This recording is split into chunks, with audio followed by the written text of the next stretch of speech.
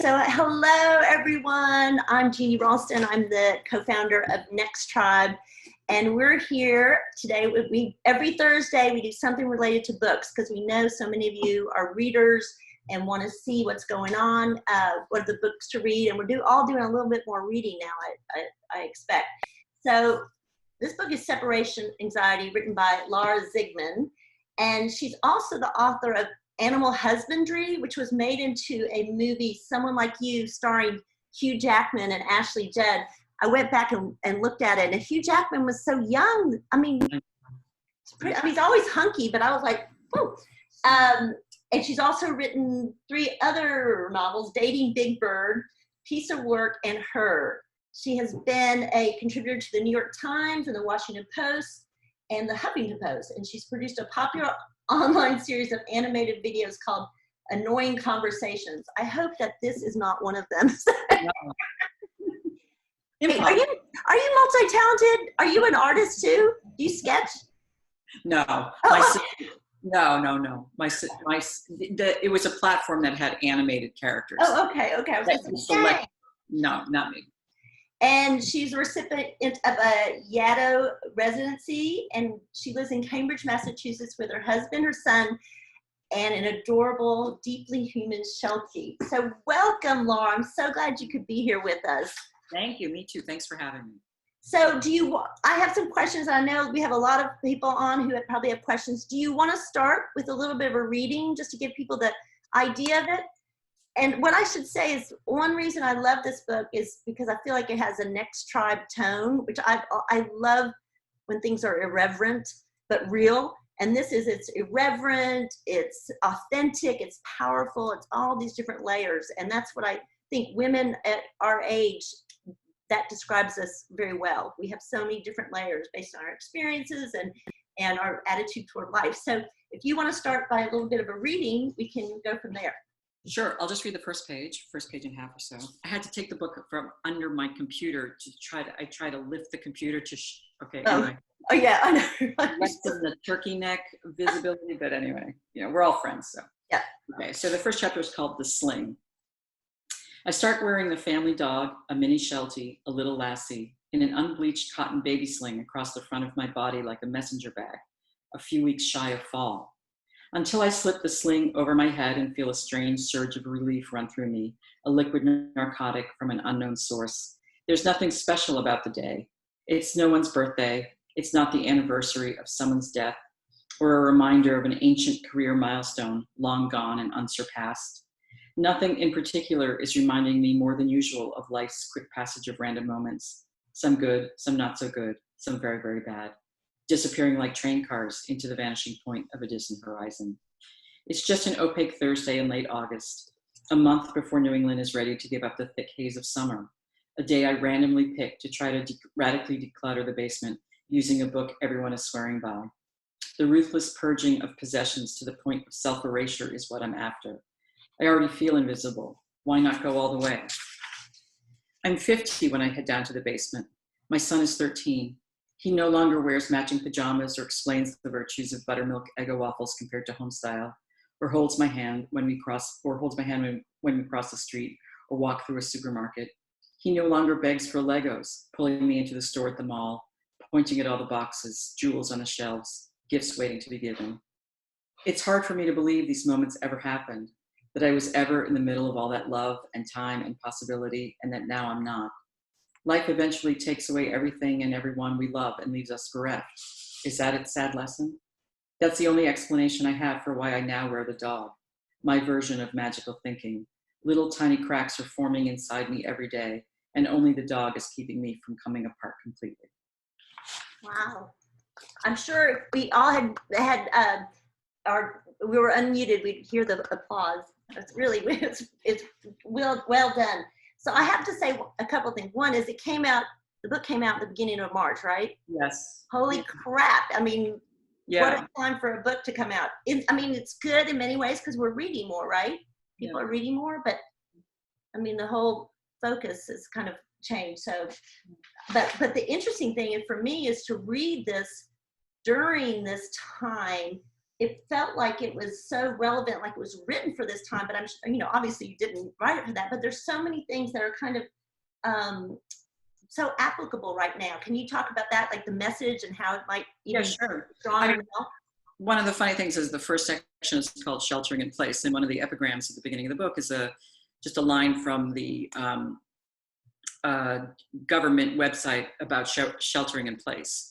And in this case, of course, in the book's case, it refers to staying in a marriage, sheltering in place. You know, sometimes it's better to stay where you are than venture out into an unknown, unsafe situation. So in the book, of course, that refers to staying in a marriage that may not be perfect, as opposed to leaving it. And so, yeah, that's where Judy is. Judy and her husband Judy's 50. She and her husband are at a point in their marriage where they're basically wish they could get divorced, but they're broke. They can't afford to.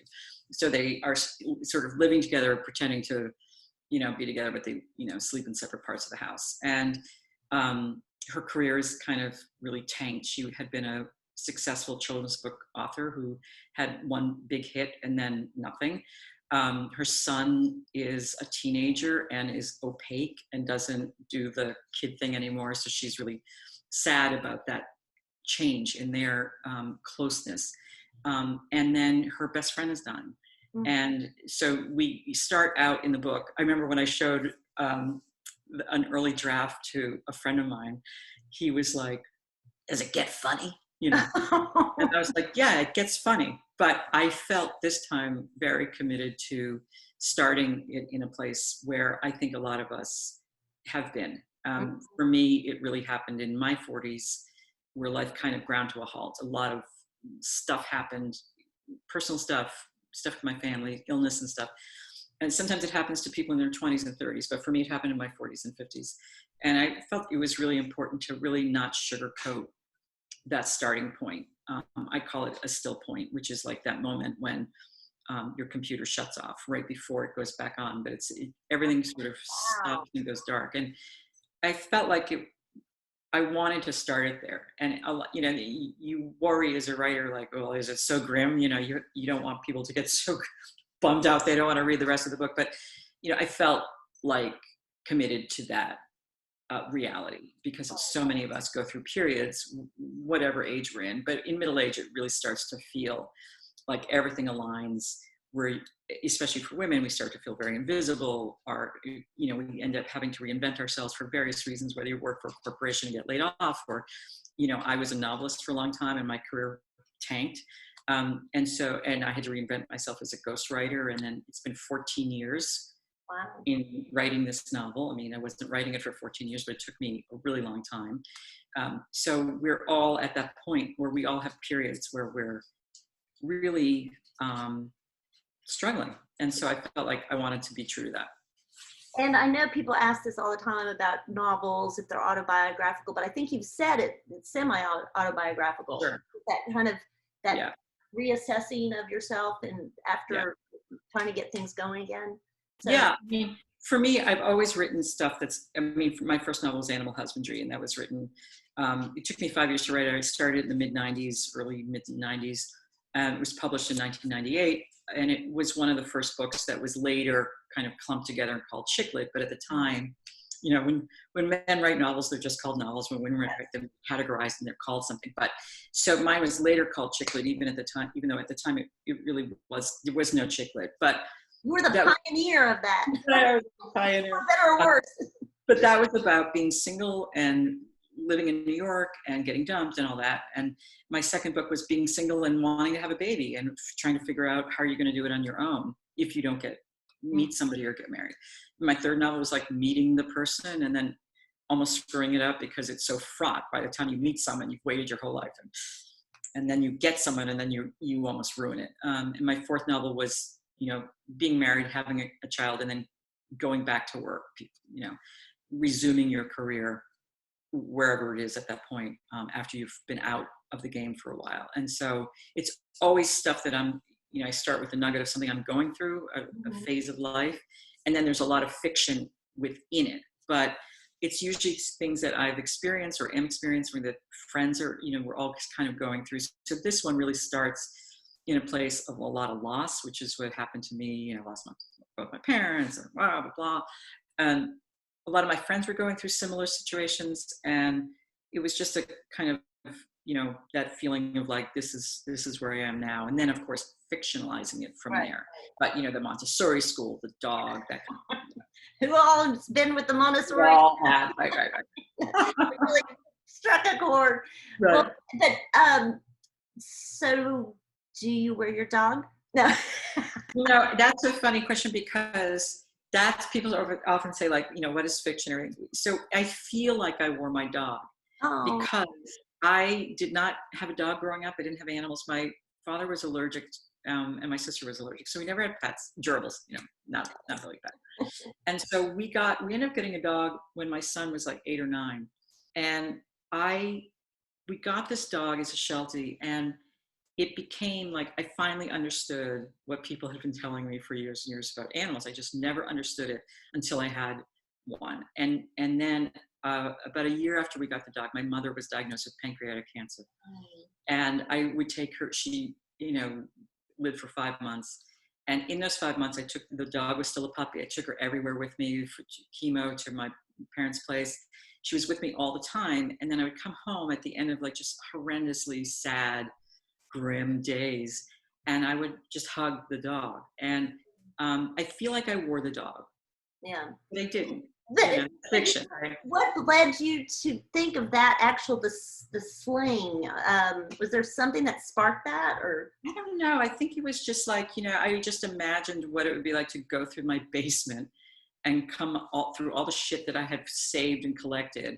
And I don't think I had a sling, but someone had given me a baby Bjorn, which I think I used it once when my son was young. And it'd be hard to put a dog in that. And it was really hard to put a baby in it. But I remember thinking, like, what would it be like if I was going through all my stuff and I came upon something? It's one of those moments where like, it's just your imagination. Well, you know, it's interesting because at first I was like reading it, I was like, oh, dog and sling. And then I remembered when my youngest was a baby and finally moved out of the bed, you know, he'd sleep in between my husband and me. I started needing to hug a pillow to go to sleep.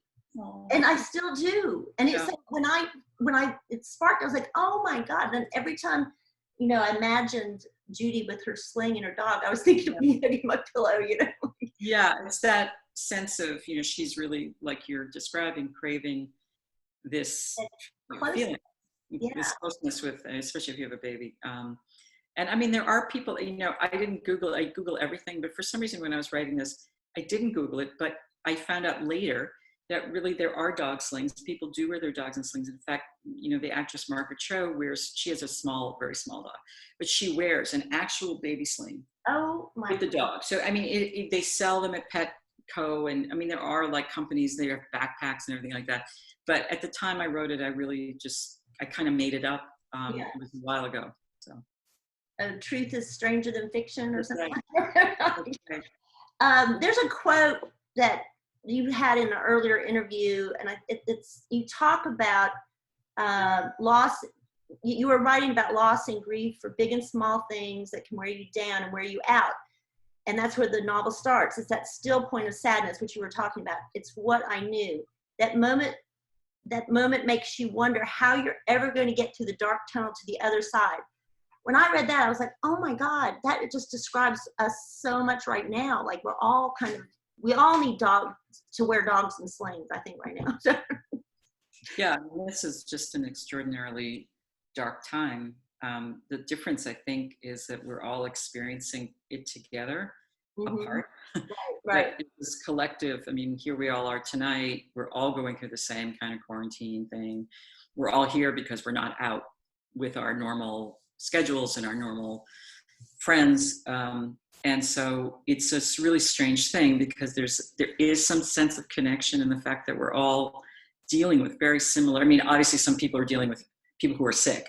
Right. And luckily the people who are still healthy or, you know, I'm not baking bread, but everyone I know is baking bread.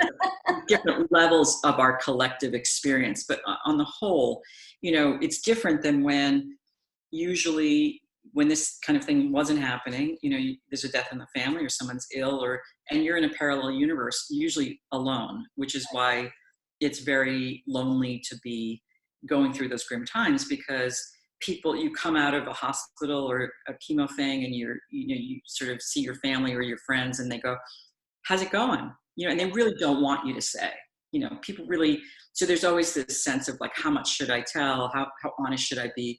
Because it's a downer. We're not really supposed to talk about the dark stuff and the sad stuff. We're supposed to get over stuff. It's when someone dies, are you over it? Are you back? How are you doing? Like, yeah, it happened for a reason. All those things that people say, meaning well, but they really don't allow for people to have their feelings during those times. And so it's different. Well, what's interesting to me is that actually what this character was going through is a lot of us women at this age do go through it, and maybe we just don't talk about it. It's not talked about as much as we need it to be. So maybe there is that feeling that, and I mean, it's something that I like to hope that we're, as women of this age, we have resources and places to make connections, but and to talk about things like menopause. I mean, because it's usually, sure.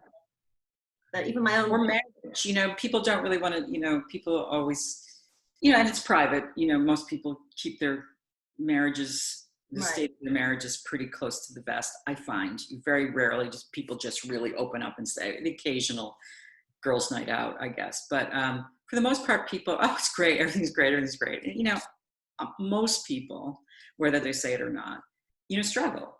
Right. They either stay together or they get divorced. But I mean, most people, it's a really rare situation when people have a really smooth, easy, happy time of it. So that, how did your husband, he married a writer, so. And he is a writer. He used to write for the New Yorker. Yeah. So he understands. He was very obviously there's a lot of fiction in the book, but he also was like, such a clip, but he was like, just tell the truth. He goes, just write the truth. Like, if you write the truth, write whatever you want, as long as it's true and it's real and it's good. Do your thing. So that was a really nice. I didn't feel like I had to censor anything, whether it was fiction or whatever. He's been very supportive, really supportive, which is nice. That's good. Yeah. And there's a scene in the book that's so great. It's the when she's at Trader Joe's. I think everyone here, if you haven't read the book, this is such a great scene. And it's so real. It's more real. I mean, I know that like Gracie and Frank, or what, Frankie and Grace, whatever, they had a scene where people weren't paying attention to her, and Jane Fonda had a fit, which was a little more extreme. Yours was so subtle. I mean, and it's so true. Can you kind of describe, and did it really happen to you or something like that? Something like that happened. I mean, you go to Trader Joe's for 10 years and the whole thing is like, you're trying to get away from the cashier because he's talking to you so much, and you're just like, yeah, I like the naan, but I don't want to really talk about it. And then you get to the age where they just cannot process you fast enough. They talk to the woman in front of you, chit chat. Do you like your cereal? How's your this? How your yogurt? I love that. And then they come to you and they're just like pushing it through. And then you're like, wait. And then that's when you realize like, you've reached this new thing. And that's, that's both like a relief when you become invisible in a way. And it's also really jarring because you feel like this is weird. You're in a new phase. But for Judy, her visit to Trader Joe's happens after she visits her best friend, Glenn, is dying. And she has just come from Glenn's house where she knows it's coming. And if you've ever dealt with a sick person, you get a sense of like, there's a trajectory. And then there's a point where you just know it's really imminent, whether it's a couple days or a week or whatever. You've crossed into a new, and she leaves Glenn's house knowing that it's coming, and she's just incredibly, just so sad. And then she, as also happens, like you're suddenly out of the parallel universe. She has to get dinner for her husband and her son. So it's like she goes from one thing and suddenly she's like, oh, I got to go to Trader Joe's. And she goes to Trader Joe's and she does the shop and she gets in the line. And it's at that moment when the cashier ignores her. And it's at that moment she is just enraged, less because she's invisible as a female and all that, but more just the sense of invisibility that Glenn's going to be gone soon. Yeah. And that whole sense of like, you're here, you're not here, where do you go? all that stuff kind of just comes together in this moment, and she just explodes, and you know. And she gets attention. Then people notice her. Right? She does get attention, but I think it's also just that pent up, like the pre-grief that she knows this thing is coming, and she's just like, fuck it, I'm gonna explode. Yeah, and some of you have just come in, and I want to say that you are welcome to write, if you have questions, write them in chat, and then I'm going to call on you and I'll unmute you so you can talk to Laura. But so I see we've got a great group here. One thing that I wanted to know is at the end, I'm not, of course, going to spill the ending, but you know, our tagline at Next Tribe is "Age Boldly." And I just wondered, do you think she went on to age boldly, or what do you think? What do you see of her from the ending on? Do you think her character development, or? Yeah, that's a great question. I think Judy, first of all, she's at this point where she just doesn't give a shit. I mean, she wears a dog. She looks ridiculous. Her husband's embarrassed. Her son is embarrassed. And she knows it. She knows it's weird. And she knows that, you know, she takes a walk around the reservoir and people attack her for, you know, cruelty to the dog. And she just doesn't care. She's so in need of this connection to this, they're sort of needing this comfort animal that she just doesn't care if she looks anymore. She's at that point. And I think that's one of the really freeing things of being in your 50s, is that you just stop caring. Like if this were 5 years ago, I would really have figured out a way to wear a turtleneck. I mean, now I just don't give a shit. I've got like some books under this. I mean, you know, I can't look at myself because I'm over here, but I don't care anymore. I really don't care anymore. And I think that is the freedom that she starts to feel, where she is able now, toward the end of the book, you know, to maybe start writing something again, or, you know, writing her another book. Like the title might be like going along with the title. It was like, yeah, there's a dog in my sling. Dog in your sling. I love that. I love that. She writes children's books, so yeah. Yeah. So how many here can kind of relate to that? I don't give a shit anymore. I mean, it comes and goes. There are times I do care, or I do get full of, you know, all that, the usual stuff. But I mean, just in general, compared to, oh my God, the 20s, the 30s, and the 40s, much different. And I know, just on a, you know, personal level, that for your, you know, your book, I think you had a book tour set. Is that right? For the book, and then you. Yeah, I mean, the book came out on March 3rd. So again, it was 14 years. So I was very excited, and like, oops, global pandemic. But I was very lucky in the sense that a lot of the pieces came out in, you know, mid to late February. And I was my first event in 14 years was at Harvard Bookstore with my friend Alice Hoffman, who I'm sure most of you read. And she's become a very close friend of mine. And she did my event with me, and we had a great time. And then I went to New York, and I did an event in, you know, Brooklyn at Books Are Magic, and went to Westport, DC. It was great. Did a thing with Jennifer Weiner. Everything was great. And then, but it was weird. And then I came home and I went back out for another week, and it felt very strange. And toward the end of that second week, and I had more events. I was supposed to have an event with Tom Perrotta here in Boston, and a bunch more of events throughout the month. I was supposed to go to New York and do something with Zibby Owens, like, you know, just events that sort of went on. And they all got canceled, and it's heartbreaking. And yet I was lucky that I got to do a bunch. There are people being published like this week, last week, and they're just like, they're launching and they're living, or, you know, and they're being really good sports. But it's such I feel really bad for them. I feel bad for, you know, me too, because I really wanted to be out there and see people, but I was lucky that I got to see a lot of old friends. So I feel really grateful for that. We're doing what we can for great, yeah, supporting women like us. And you know, the interesting thing is there's not a great number of books. Maybe there's more coming out with the protagonist or heroine who's our age, and I really appreciate that. Yeah, they always try to get you to, I mean, not that my agent did or anything like that, but they're always trying to edge you. Maybe she should be in her 40s. I'm like, no. Big diff. 40s and 50s. Like, it's like, I don't know if people read Tom Perrotta's Mrs. Fletcher, but I did. And did anybody? yeah. And She was, she was 50 in the book. And the television series for HBO, which was terrific, but they aged her down to like she's in her 40s. And I'm like, well, that's cheating, because the whole thing is that she's 50. Right. And so she's just like a hot mom in the TV series, which is excellent, but it just took out a huge piece of the point of what, then she just is like, she's 43 or 44.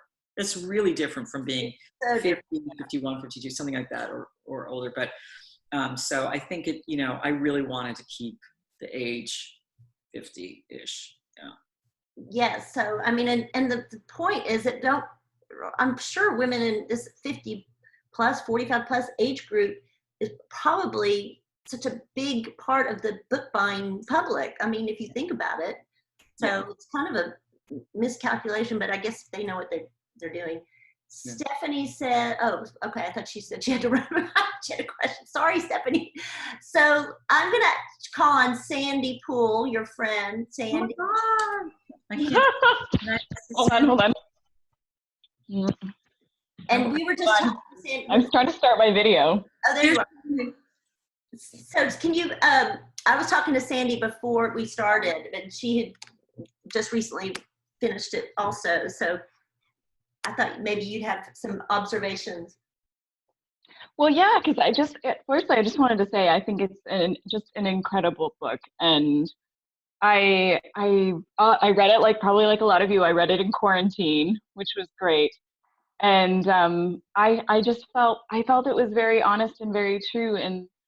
But I wondered, how did you come to the structure of the book, Laura? Because it's like a very compressed time structure, and I wondered, how did you make that choice?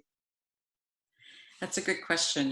I made the choice because I feel like I sometimes make choices like that because it seems like an easier thing to do. So writing for me is always like tricking myself into how to do it so that I can actually trick myself into doing it. So I tried to do a really short timeline because I thought if it was just like a 6-week timeline, which is essentially from the time Judy realizes that they're coming up short on the tuition for the Montessori school and they have to come up with money. Otherwise, her son's going to get kicked out. So that gives it like a 6-week time frame for her to come up with the money. And the way they come up with the money is that the school always does this unit where they bring in people to do like a 2-week thing for the whole school. So this time it's people puppets. For my sons, they did bring in people puppets. That's why I made up the people puppets. But they once had circus smirkus, so they taught all the kids for 2 weeks. It was a special unit on circus stuff. And one time it was like African drumming. And so that they end up taking the puppets in and having the puppets live with them so that they can get a reimbursement on their tuition. But I just made it very compressed because for me, that made it easier for me to fathom writing it. I was like, well, if it's so short, not that much has to happen, even though of course a lot happens, but it's all about kind of tricking myself into it. That's interesting. And was it like, because in a way, to me, it seems like, because you were talking about how when you were going through this was actually like a really long period of your life. So what was it like to just shorten it down like that? How did that change the way that you thought about the time? I think it was just like a lot had happened, it was like, it was just that moment when everything was coming together. Her best friend is dying on the schedule that they need the money. It was like everything was compressed into this very short time frame. And that just made it like more dramatic in terms of having everything just kind of happen, which is sometimes how everything happens. You've got like someone's sick, this is happening, and that's happening. And for me, it felt like it mirrored a lot of what I was going through. Because while my mother was sick, I was short on money and I had to kind of like hustle. And so there was always like several balls in the air that I was trying to like figure out. It wasn't just the luxury of one thing. Oh, just one. Oh, someone's dying. That's easy. No, I mean, it was like 3 different things. And so I kind of felt like that was also true to the story. It's like all this stuff happens at the same, this shit hits the fan in every way possible. And Exactly. Yeah. I see that Nancy, you have your hand up, right? Right. Can you hear me? Yes. Hi, Laura. This is Nancy Harris. I'm a psychologist and a book columnist. I think we've actually communicated about your book. Yes. Yes. I had a quick question for you. So from my perspective, you're talking about, you know, what feels to me like the empty nest syndrome.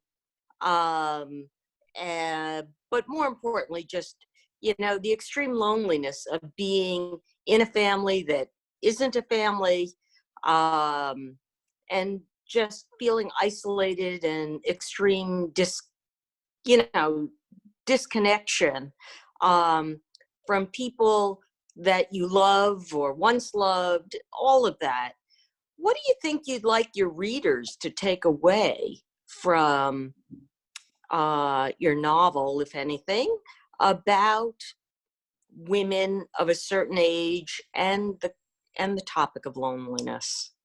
Yeah, that's a really good question. I mean, I think what I was hoping to do is show that, like, it's very common, especially if you're married.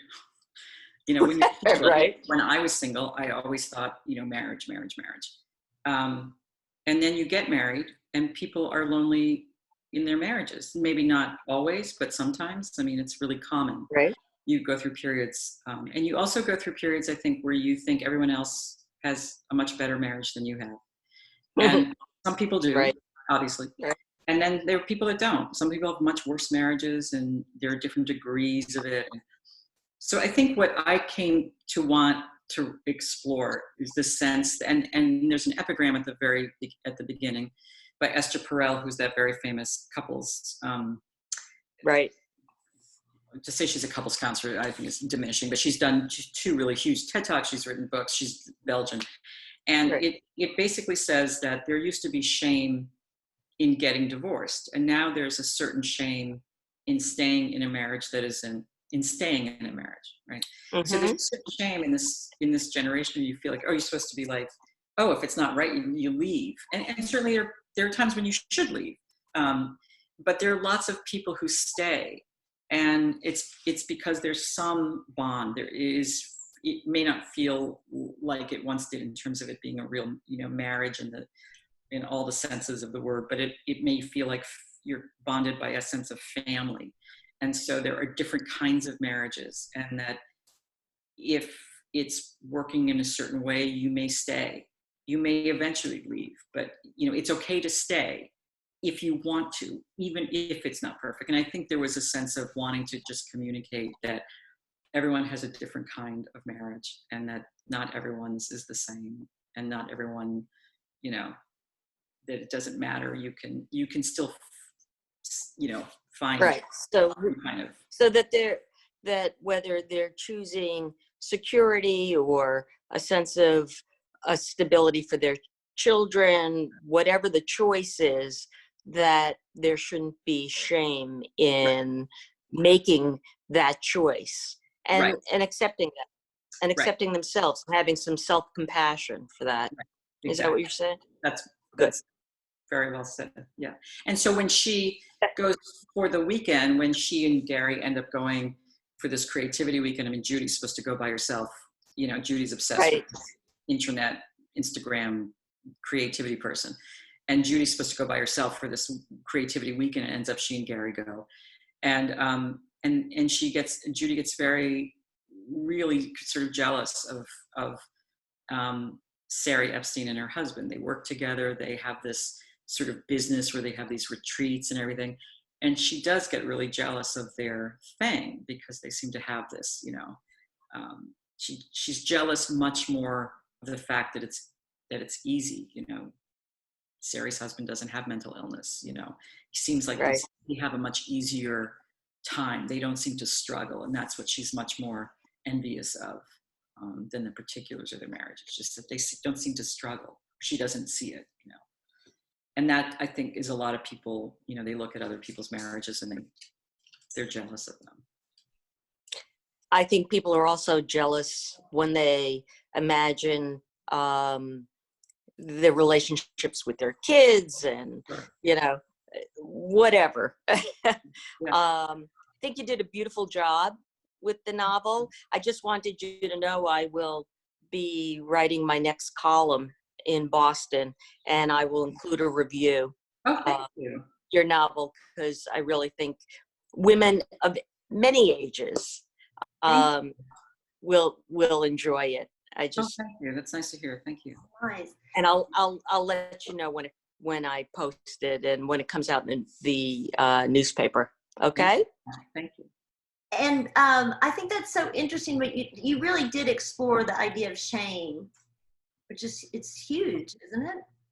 It is. I think we all get to this, we get to this thing where, like, I know this happened when I think it was in my early 40s. That's when the yoga mom thing really happened. And I was like, are you kidding me? Like, now we're supposed to look really good we're supposed to look better in our 40s. Like, all these women, like, they look amazing, they look better than we looked in our 30s. And so now the bar, like, right. And now in the 50s too, there's like, oh my God, people are still really looking better in their 50s. Like, what is going on? Like, when is it going to end that it's just going to be like, we're going to just chill? Maybe now, because we're all home. I mean, with our stripes and our letting our hair go and all that kind of stuff. But, up until in the past 15 or 20 years, it's just been escalating, Pilates, yoga thing. Now it's Peloton. So there's just this constant state of like keeping it going. But isn't that the feeling too, that I mean, I think that's probably what you're getting at, is that we all, and I think you even say it in the book, that we're all flawed, and we all are kind of a mess, even if we can package it to keep like we've got it together at some point, but really we're kind of like, shit, I'm not so sure. And I think there's really a power or great comfort in recognizing that, and just reading a book like this and talking to other women that, we all struggle with that, accepting ourselves and what we've done with our life or not done with our life. I think that's a very beautiful message to that self-acceptance. Yeah, I think that, what I found too is that people often say like, oh, wow, you're so open about your failures. And I'm like, well, what, we all, people think like, oh, you have a career. I have published 4 novels, and one of them was made into a movie and 2 were optioned. And you think like, oh, I've achieved, this level of success. I'll just keep going. And of course, success is not a permanent state of being, and careers go up and down. Money, income goes up and down. And most people have really dramatic changes in those things. And yet when you're like a writer, there's this sort of shame, like, oh, what happened to you? Like, what happened? You were so successful. Look at you. Like, what happened? And I can't tell you how many times I would run into people and they'd be like, are you writing? What happened? And that's a big difference from people encouraging you to write or saying, in a compassionate way.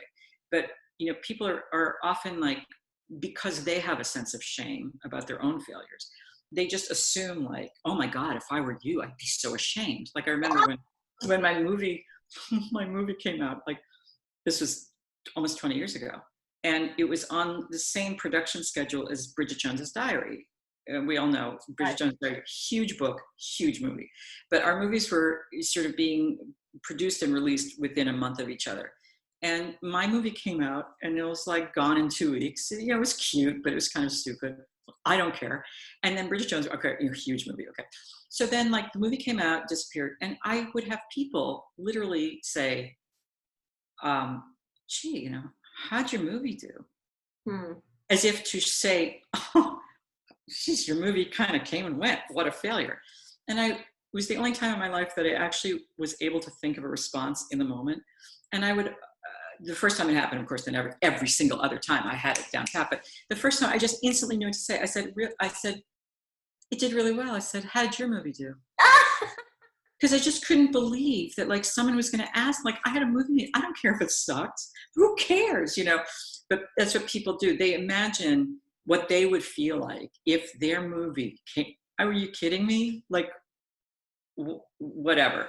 But there's just this level of sensitivity toward perceived failure. And if you're a writer, especially, but in really every other field too, it's not just writing, you have to be prepared for like this real, I mean, this book came out, there's people who love it, and people who hate it. And you just have to, there's a really good story I want to tell, because when I finished the novel, I had to get a new agent. And I sent out, to 3 agents, and one at a time. And each of the 3 turned me down very quickly. Not pleasant, let me tell you. The 3rd agent who rejected me was a young but sort of powerful agent at a very big agency. And she wrote to me and she said, listen, I was a huge fan of your first book. You have so much voice, blah, blah, blah, blah, blah. And she said, but this book, it was like, she said, please, I beg you, don't publish this book. Oh my God. It's cringeworthy. It feels very personal. She said, this is not the book to resuscitate your career. Right? So of course I read the email, I just want to die, I want to vomit. It's just awful. No one likes getting an email like that. And then at the end of the email, she said, but if you have another book, let me know, I'd love to represent you. So I had this moment of just feeling sick to my stomach and feeling like the book was terrible and everything. And, but really pretty quickly, within like an hour, which is, a recovery time much faster than it would have happened a decade ago, I kind of was like, okay, this is my book and she doesn't like it. And, okay. And I ended up sending out to a 4th agent. And that agent sent me the complete opposite email 2 weeks later. Oh my God, this is the book. This is the book. And I tell the story mainly because I'm not saying that the agent who rejected it was wrong. I mean, she didn't like it. It's her right? Because lots of people don't like what you write. They're entitled. I get it, right? But the point is, like, as a writer and as a human, you have to metabolize both. You have to take that, which just makes you want to die. And then you have the complete opposite, 2 weeks later. And so how do you, and that comes from some belief in what you've done. Well, also hard-earned wisdom, and also the recovery time. You said it took an hour. That's because you got enough experience to know what you. Brilliance, right? Yeah. So, right. I'm going to ask. I have my friend Meredith. Where's Meredith still on? There she is. Because I know she always get good questions. Wait, hold on a second. I can't unmute you. There you are. There you are. Oh, it's like in the hammock. Hi, I know it's such a rough #pandemic life. So I was read some good books, so I just thought I would talk to you. Yeah, and I actually had a chance to interview Laura for LA Review of Books about this book. So I've asked her most of the most pressing questions, but I think the thing I was rereading in preparation for this, and I love the book so much. Especially, I did actually read it in galleys before pandemic, so it got the true test of like normal life and finding the time to really sink in. But this time it just ripped through it and it was just pure delight. One of the things that I have trouble with, mostly in fiction, but also nonfiction, is this balance between affectionate roasting and mean skewering. And it was one of the questions I asked you about in the interview, because I felt like the couple, I can't remember their names now, the perfect woo-woo couple, I hated their guts, and it was so fun to hate. I mean, I just read every line about them.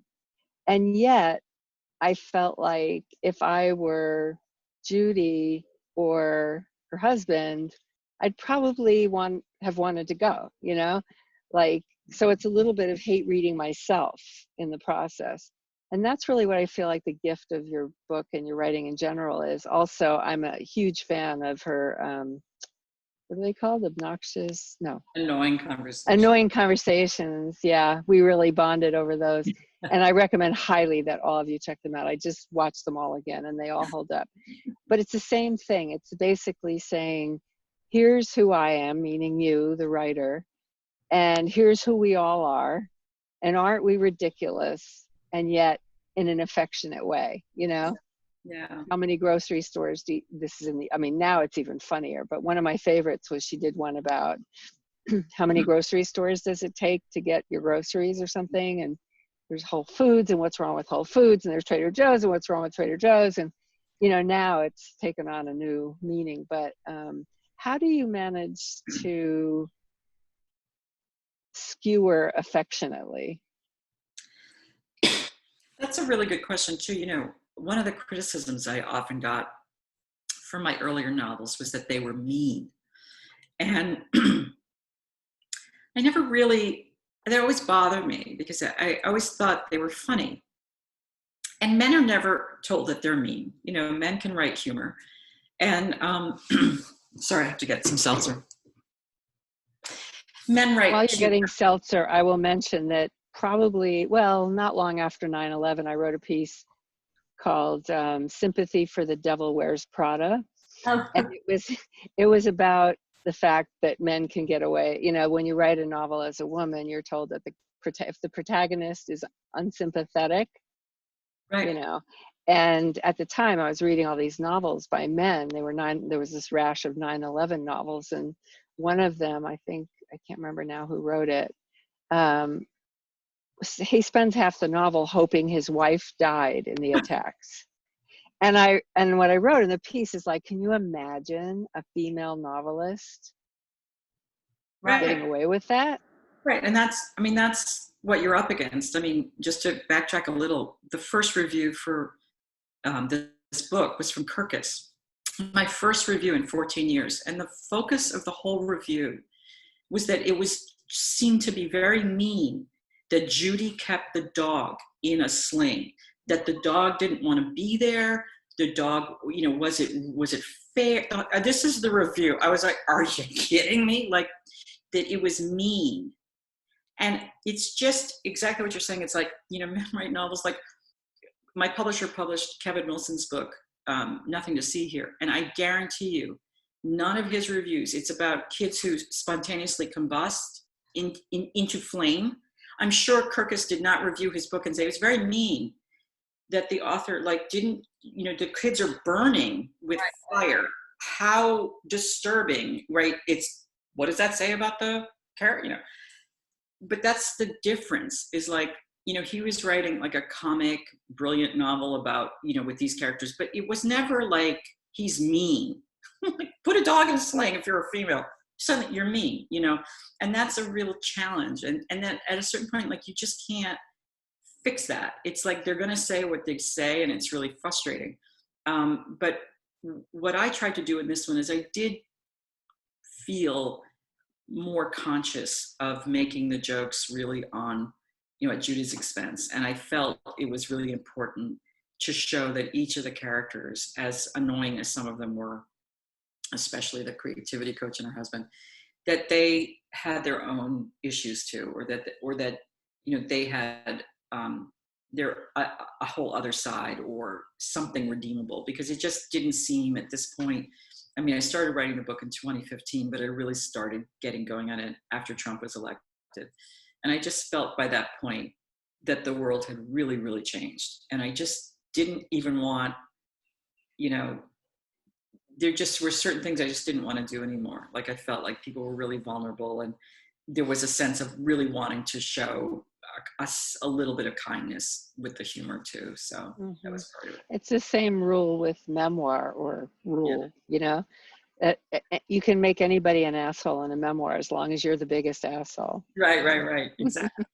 Exactly. So I have people have written a couple questions, but I want to make sure everybody who wants to ask something gets a chance. If you want to raise your hand, literally, okay, Natalie. Hey. Hi, thank you for doing this. Oh, sure, thank you. I don't so much have a question. Well, I kind of have a question, but first I just want to say that I so admire your emotional agility. I'm only halfway through the book, but I was on a walk today, you know, in my mask in my neighborhood, laughing inside my mask when I was reading the scene when the puppet people show up. And that scene in the living room is so funny And then once Luke and Gary disappear to look at the etchings, and we get, is it Fibra the zebra? Yeah. And in the kitchen, the register shifts so quickly to just gripping, and you're very, very agile. I admired that a lot. Thank you. Yeah. And I wondered, you mentioned how this totally took off for you once Trump was elected, and you felt that there was a different zeitgeist for what people would want to read. And I was talking to an editor the other day, and she was talking about reading submissions right now. And it's just, I can't imagine what she is having to do thinking about what people are going to want to read 2 years from now when those books come out, or 1 year from now when those books come out. And I wonder if you have any thoughts about that. I mean, if you were starting a book now, would you feel demoralized and uncertain, or what do you think? I'm supposed to be starting a book right now, and I think that's such a good point. It's hard enough for editors. I mean, I worked in book publishing for 10 years. I wasn't an editor, but I worked at Random House. I was a publicist for 10 years. So I was editor adjacent. And, they're always trying to read it for, as you said, for like 18 months to 2 years ahead of time by the time a book comes out. So they're trying to predict what now, I mean, how can you know what's going to happen? It's just a whole new ballgame. And as you mentioned, I'm sort of thinking about starting another novel, and like, do you write about this time we're in? Because it's not ending anytime soon, and, or do you write around it, or do you reference it? I mean, it's really strange.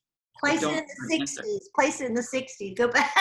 Go back, right. And that's interesting, because I was reading this great novel, Valentine, by Elizabeth Wetmore, which is on the bestseller list. It's set in West Texas.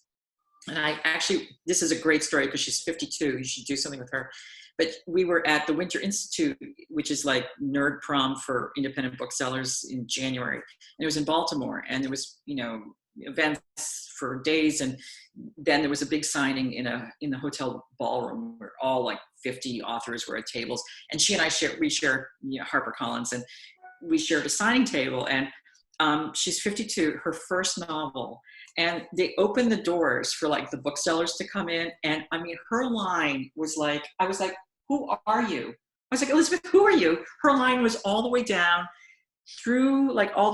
almost past the middle of the ballroom, line the entire night. I had people coming, oh, hi, I liked your first book. Her line was like, and her book is amazing. But I bring it up because it's set in the 70s in West Texas. And I really was able to read it without having any corona quarantine issues, because it's another time and another place, and it really felt like I didn't have to be like, oh, they're talking, they're together, yeah.